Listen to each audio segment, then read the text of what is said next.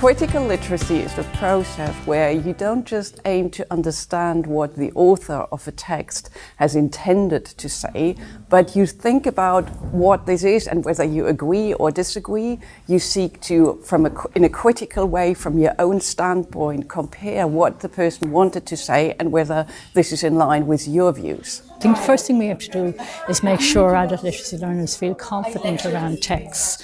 And one way of doing this is make sure that we value their own language and value their own literacies. And I have found that one of the most empowering things to do is to help learners produce their own text and to use these as resources.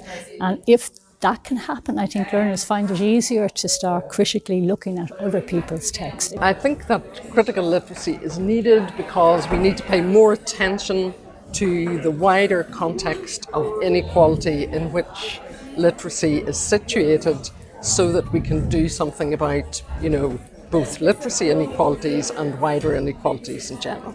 You can teach people basic skills, for example, around words and what they are supposed to mean, and then you can invite them to think about other meanings of words.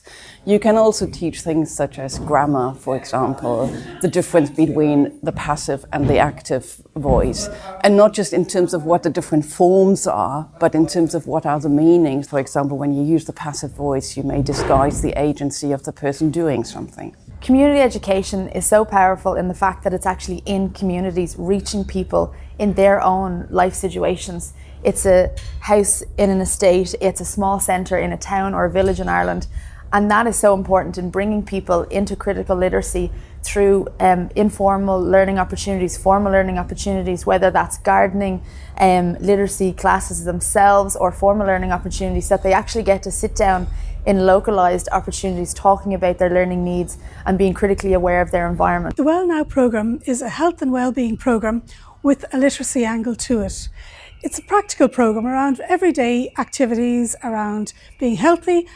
Lisa took part in the Well Now programme with me, and I suppose the main thing that I took from her personal experience was the confidence that those few number of weeks gave to her.